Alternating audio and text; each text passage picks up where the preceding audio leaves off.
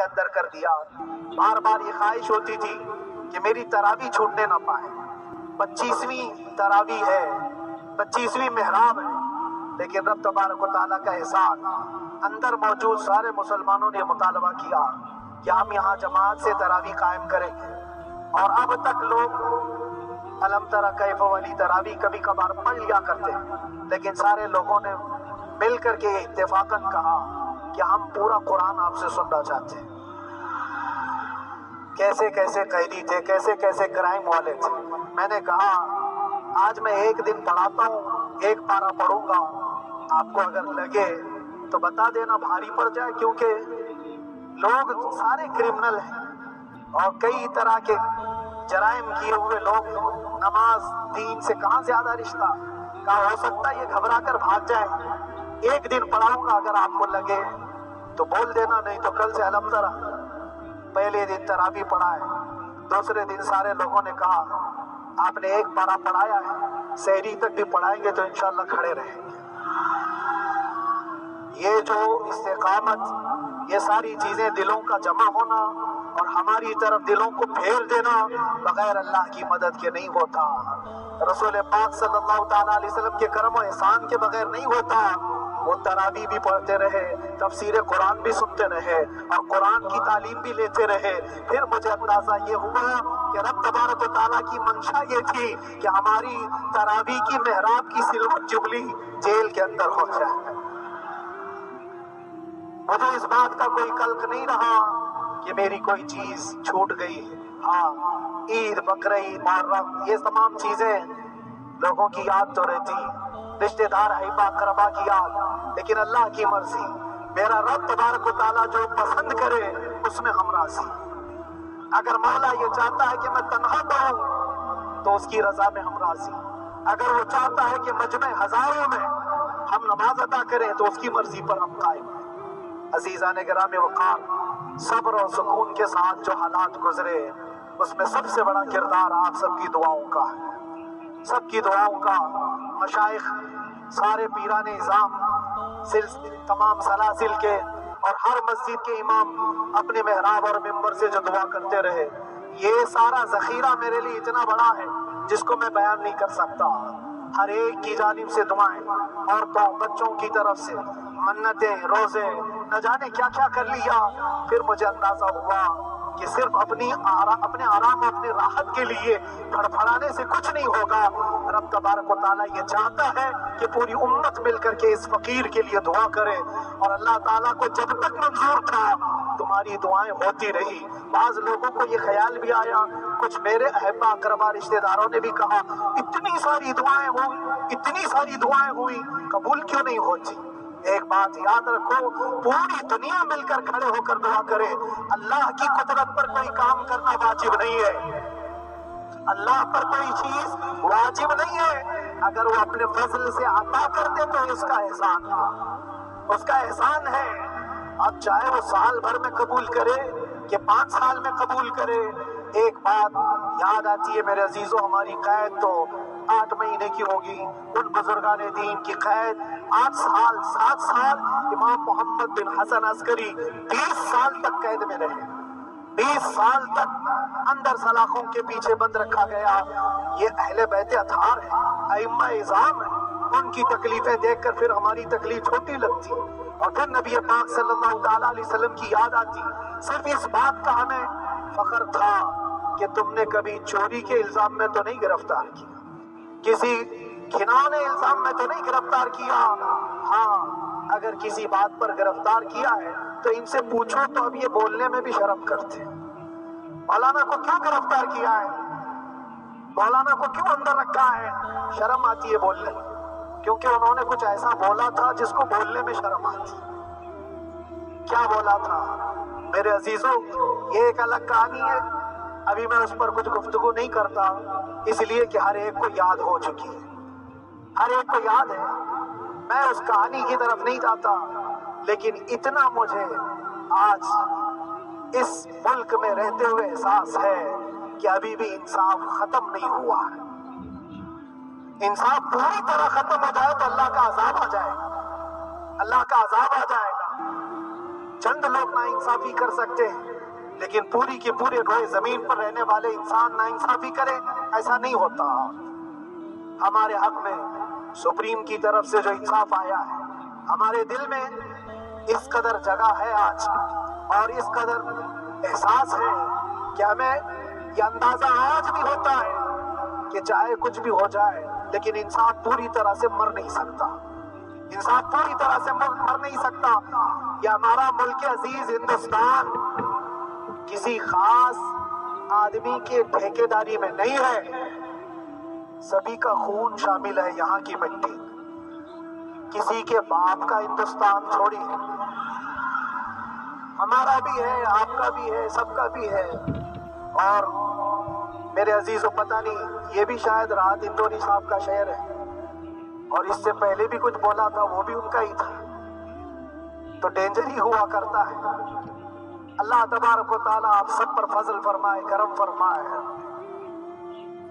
جو چیز خاص طور پر بولنی ہے وہ یہ ہے، ان حالات سے آج جو گھبرائے ہوئے ہیں یہ وہ لوگ ہیں جو عیش پرست ہیں۔ میں کسی کو خاص ٹارگٹ کر کے نہیں کہنا چاہتا، لیکن بہت سارے وہ لوگ جو اثر و رسوخ رکھتے ہیں لیکن وہ آگے آنا نہیں چاہتے، دین اسلام پر حملے ہوں، حضور پاک کی عزت پر حملہ ہو، کسی کو بولنا نہیں، کیونکہ پتہ ہے دیکھو اس مولانا کو کس طرح کی ہے، اسی طرح دوسروں کو بھی کر دیا جائے۔ جو کمفرٹ زون میں بیٹھنے کے عادی ہو گئے وہ اپنا ایریا چھوڑ کر ہٹنا نہیں چاہتے۔ اگر میں کچھ کہوں گا حضور پاک صلی اللہ تعالیٰ علیہ وسلم کی ناموس کے لیے تو میرا عیش خطرے میں آ جائے گا۔ اکثر کی یہی سوچ ہے، میرا تو اپنا دھندا ہے، میرا بزنس ہے، میرے بیوی بچے ہیں، ہو سکتا ہے مولانا کو کسی چیز کی فکر نہیں ہوگی۔ آپ کو میں بتاؤں، آپ کو اندازہ نہیں ہمارے دل میں ہمارے بچوں کی کتنی محبت ہے۔ میرے بھی چھوٹے سے بچے ہیں، جب وہ جیل کی سلاخوں کے سامنے آ کر آنسو بہاتے تھے تو دل پر چھریاں چلتی تھی۔ وہ بچے جو ہمیشہ ہمارے سینے پر سوتے رہے، آج میں ان کو چھو بھی نہیں سکتا۔ جب وہ سلاخوں کے پیچھے کھڑے ہو کر دور سے رو کر کے چلے جاتے 15 منٹ، تو کیا ہمارے دل میں بچوں کی محبت نہیں؟ کیا ہمارے گھر بار نہیں، ہماری بہنیں، ہمارے بھائی، ہماری ماں نہیں؟ کتنے تو دن ایسے ہوئے کہ میری ماں کو دورے پڑتے رہے یاد کے لیے، تو کیا وہ ہمارے اوپر کیفیت نہیں آتی کہ ہم خامخواہ یہ مصیبت کیوں مول لی؟ میری بیٹی تو جھگڑا کرتی اس بات کو کہ کیوں آپ اکیلے ہو، بہت سارے لوگ ہیں سب کا خیال کرتے ہوئے، لیکن میرے عزیزو یہ ان کی اپنی محبت میں سارا ایک پریوار اور اس سے زیادہ میرے شاگردوں کی ایک دنیا ہے۔ کتنے ایسے ہیں میں جانتا ہوں کہ 8 مہینے تک نرم غذا نہیں کھائی میرے ان بچوں نے، میں جانتا ہوں ان کا صرف یہ خیال تھا کہ اندر پتہ نہیں جیل میں آپ کیا کھا رہے ہوں گے، ہم یہاں نرم غذا نہیں کھائیں، گوشت مچھلی نہیں کھائی، حالانکہ یہ کوئی چیز تمہارے پر واجب نہیں تھی۔ یہ حالات میں اس لیے بتا رہا ہوں میرے عزیز، کسی کے وہم و گمان میں اگر یہ ہے تو نکال دے کہ میرے آس پاس کچھ نہیں ہے، میں کسی کو چاہتا نہیں، یا میرے ساتھ محبتیں نہیں ہیں۔ کثرت سے محبت کرنے والے لوگ ہیں میرے پاس، میرے ان بھائیوں کی اور میرے بہنوں کی، میرے گھر والوں کی محبت ہے اسی ہے کہ ان کے گھروں کے بچوں کے معاملات بھی بغیر مجھ سے پوچھے نہیں ہوتے۔ اگر 8 مہینے اندر رہا تو کسی کا رشتہ نہیں تو بات چیت بھی نہیں ہے، رشتہ نہیں ہوگا جب تک یہ نہ آئے، سارے کام ڈیپینڈ رہتے تھے۔ مجھے بھی ان تمام چیزوں کا احساس، لیکن یہ سب چیزیں ایک طرف، میرے مصطفیٰ کی عزت اپنی طرف۔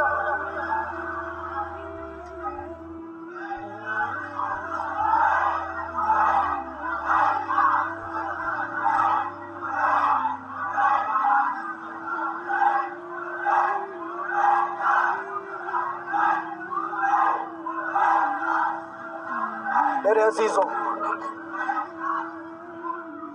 ہر ایک کے آنسوں کے قطرے میں نے دیکھے، بھائیوں کے، بہنوں کے، میرے پاس ملنے کے لیے میرے جو شاگرد آتے ان کے، یہ اکثر جب جیل کی دیوار پر آ کر کھڑے ہوتے، ان کی آنکھیں لال، یہ آنسو بہاتے 15 منٹ ملاقات کر کے چلے جاتے. آپ کو کیا اندازہ ہے اندر کے حالات ایک دن 1 سال کے برابر لگنے لگتا ہے.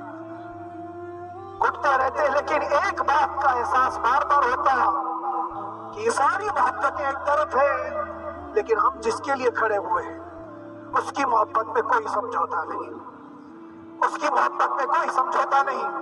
ایمان اسی کا نام ہے، لا یؤمن احدکم حتی اکون احب الیہ من والدہ وولدہ والناس اجمعین. تم میں سے اس وقت تک کوئی پورا مومن نہیں ہو سکتا جب تک کہ اپنی اولاد، اپنے مال دولت، اپنے ماں باپ، سب سے زیادہ اپنے رسول سے محبت نہ کرے. دعا یہی کرتے رہو جب حضور پاک کا معاملہ آئے تو ساری دنیا ایک طرف ہو جائے. میں نے ایک واقعہ پڑھا تھا اندر ہی، حضرت خالد بن ولید رضی اللہ تعالیٰ ایک قلعے پر اچانک حملہ آور ہوئے تھے. وہ قلعے میں موجود جو دشمنان اسلام تھے ان کی پارٹی چل رہی تھی. بڑے بڑے قالین صوفے بچھے ہوئے، تشتہ میں قیمتی کھانے رکھے ہوئے تھے. خالد بن ولید کے ساتھ جو لشکر ہے، یہ تو وہ غریب صحابہ تھے جو پیون لگے کپڑے پہنتے، ایک کھجور پر پورا دن گزارتے. جب یہ اس قلعے پر حملہ آور ہوئے تو دشمنان اسلام جو تھے وہ مقابلہ کرنے کی ہمت نہ جٹا سکے، بھاگے. سب سارا مال سب چھوڑ کر بھاگے، بغیر کسی جنگ کے، بغیر کسی قتل قتال کے پورا قلعہ فتح کیا خالد بن ولید. اب سنو، جو صحابہ تھے وہ مال غنیمت جمع کر رہے تھے، کیونکہ یہ عرب کے لوگ ایسے مہنگے قالین نہیں دیکھے تھے، ایسے مہنگے صوفے، اتنے قیمتی غذائیں انہوں نے دیکھی نہیں تھی. سب جمع کرنے لگے، سب جمع کرنے لگے. خالد بن ولید نے کہا خبردار ہاتھ مت لگانا، سب ہٹ جاؤ. سب ہٹ گئے. چند صحابہ کو بلایا، یہ سب جمع کرو، اس کو آگ لگا دو. پورا مال غنیمت جو تھا آگ لگا دیا. تو جو صحابہ تھے وہ کہنے لگے کیا یہ اچھا ہوتا یہ سب میں آپ تقسیم کر دیتے، یہ بہت قیمتی چیزیں ہیں، عرب میں ہم لے جاتے تو یہ بہت مہنگی چیزیں ہیں. خالد بن ولید نے کیا کہا جانتے ہو؟ کہا اگر تم کو بھی ان تمام چیزوں کی عادت لگ جائے تو تم بھی ویسے ہی بھاگو گے جیسے یہ بھاگے. یہ آج جو ہمارا مقابلہ کرنے کی طاقت نہ لا سکے اور بھاگ گئے، اس کی وجہ یہ ہے کہ وہ عیش پرست ہے. عیاشی ان کے اندر تھی جس کی وجہ سے وہ کھڑے نہ ہو سکے. اور جب یہ عیاشی آئے گی تم کھڑے نہیں ہو سکو گے، کھڑے نہیں ہو سکو گے. آج میں یہی بات دہرانا چاہتا ہوں، جو بہت بڑے چہرے لے کر بیٹھے ہوئے ہوں، وہ سیاسی اثر و رسوخ رکھنے والے بھی کمفرٹ زون میں رہنا چاہتے ہیں.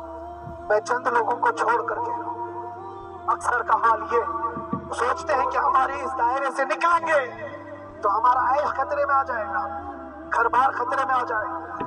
یہ دنیا کی محبت انسان کو بزدل بناتی ہے، بزدل بناتی ہے. اس لیے میرے عزیزوں، آپ جب کبھی یہ بات آئے، ایک طرف میرا پورا خاندان، ایک طرف میرا عیش کی زندگی اور ایک طرف رسول پاک کی عزت کا معاملہ، تو آپ مجھے بتاؤ آپ کس بات کا فیصلہ لیں گے؟ اسی بات کا فیصلہ لینا ہوگا نبی پاک صلی اللہ تعالیٰ علیہ وسلم کی عزت کی خاطر. تمہیں اس بات کا فیصلہ لینا ہوگا. اپنا سب کچھ گنبد خضرا کل بھی تھا آپ، میرے نبی سے میرا رشتہ کل بھی تھا آپ، اور بتلا دو گستاخ نبی کو غیرت سنی زندہ ہے، ان پر مر مٹنے کا جذبہ کل بھی تھا آپ. بس یہ جذبہ باقی رہے.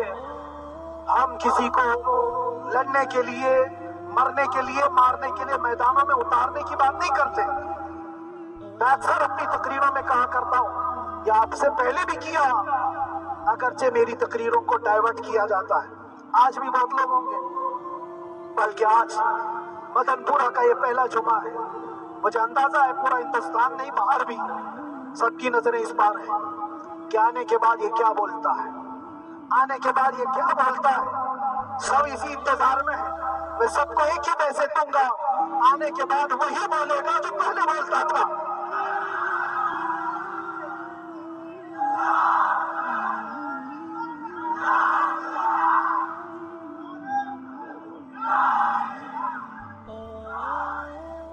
اگر کچھ غلط ہوتا تو ہمارے اس ملک عزیز ہندوستان کی سب سے اعلیٰ عدالت یہ نہیں کہتی کہ ان کے اسپیچ میں کوئی ہیٹ مسئلہ نہیں ہے،